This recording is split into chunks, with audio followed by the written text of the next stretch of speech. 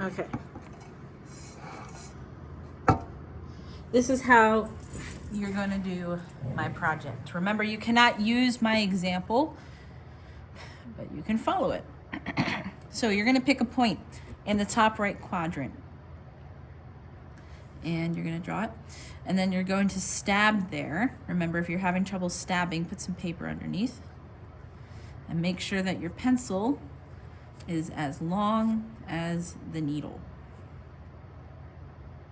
That one moved back a little bit, so make sure you're holding it. There we go. Okay. So hold the top and draw. And mine moved a little bit. Okay. Draw your circle. Remember, you're counting 5 units up from your midpoint. There we go. I'm making it a little darker so you guys can see. Voila. Then, keeping it the same amount of open, you're gonna make a little point here. I would grab a second pencil, just so you're not changing the size a lot. You're gonna name this point A. Then, same amount of open, you're going to stab A and make B.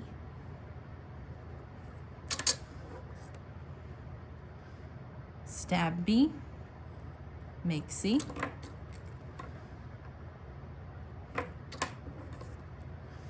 Stab C, make D.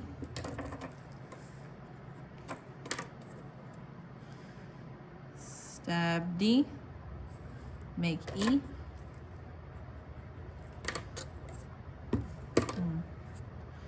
And stab E and make F.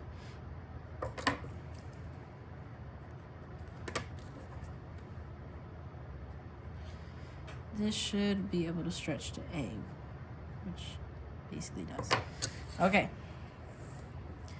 You would then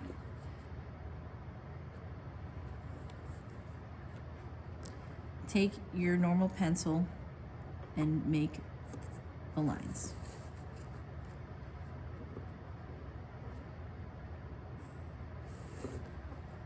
This is going to make a very nice hexagon, a 6-sided figure.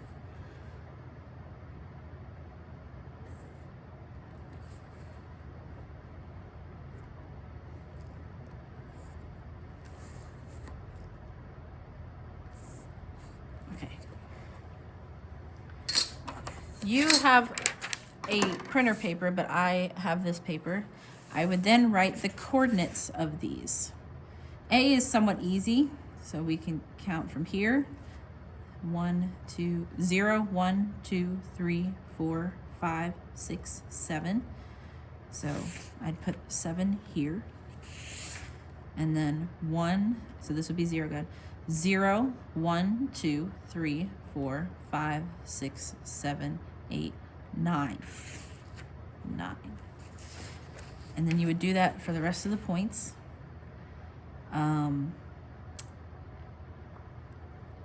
Do not put your points where mine are. My face is probably in the camera. Great. Okay, B. We're going to say it's here, just for simplicity's sake. It is going to be 3, so we count over to 3. And then up to 1, 2, 3, 1, 2, 3, 4, 5, 6, 6. We will bring it down. Okay, C, same deal. We're going to count it here. So.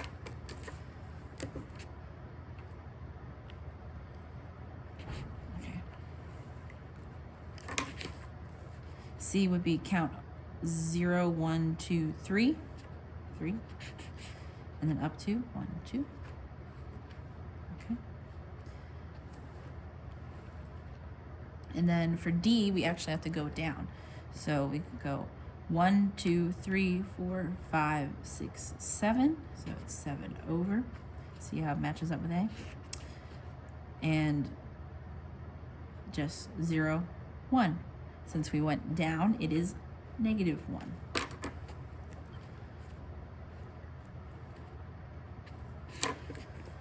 Then for E, 1, 2, 3, 4, 5, 6, 7, 8, 9, 10, 11. And then just up 1. So it's 11, comma 1. And lastly, F. We're going to count it here, so I'm going to mark that. When you are simplifying where the points are, talk to me. I'd be happy to help and help you decide. So we got 1, 2, 3, 4, 5, 6, 7, 8, 9, 10, 11. So 11. And then 1, 2, 3, 4, 5, 6. 6. So that's my pre-images points. I would then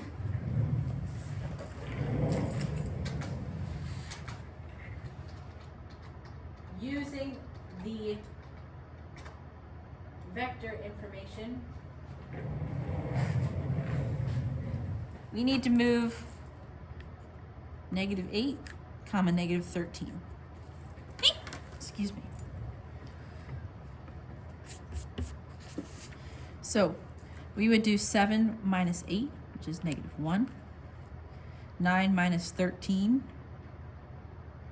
which is -4, and so on. -3 minus 8 is -5. 6 minus 13 is -7. 3 minus 8 is -5. 2 minus 13 is -11. 7 minus 8 is -1. -1 minus 13 is -12. 11 minus 8 is +3. 1 minus 13 is -12. And 11 minus 8 is 3. And 6 minus 13 is -7. I would then plot these points. I'm going to move this over here where you guys can still see it for now, and I can see it too.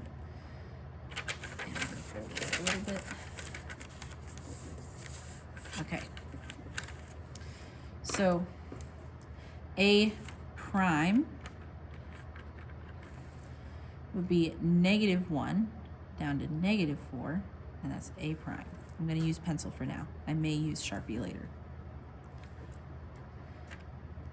B prime is -5 down to -7.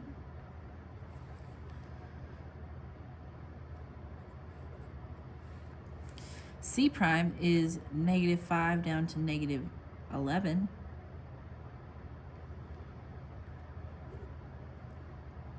D prime is -1 down to -12.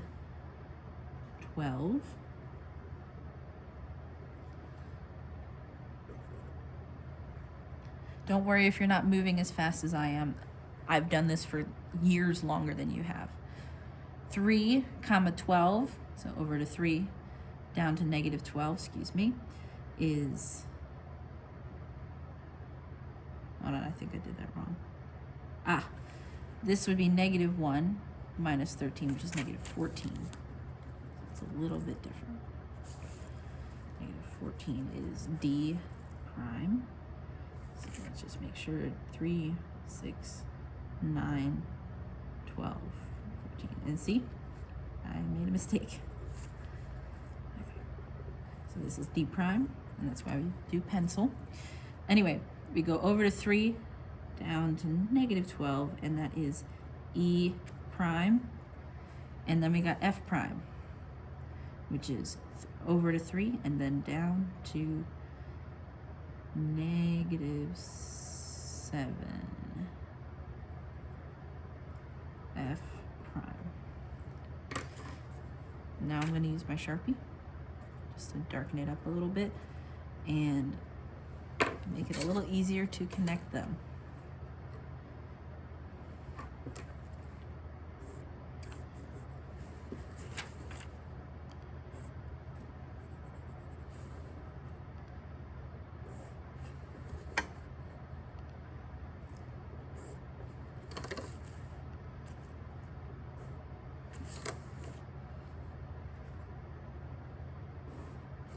right.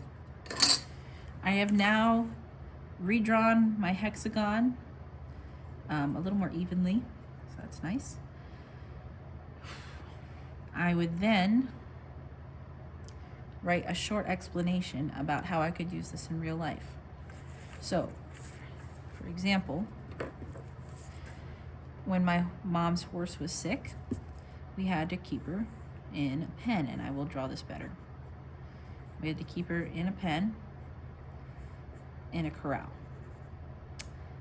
And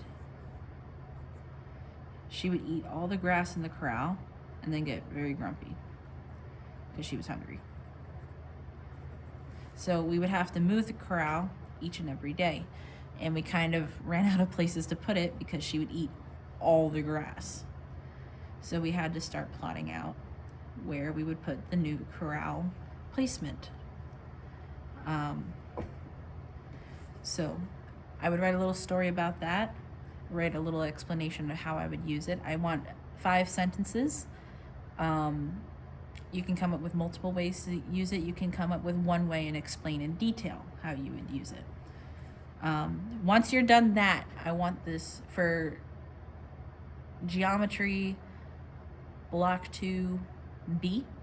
This is due on the start of the 28th, because we are going to be doing this during the 26th.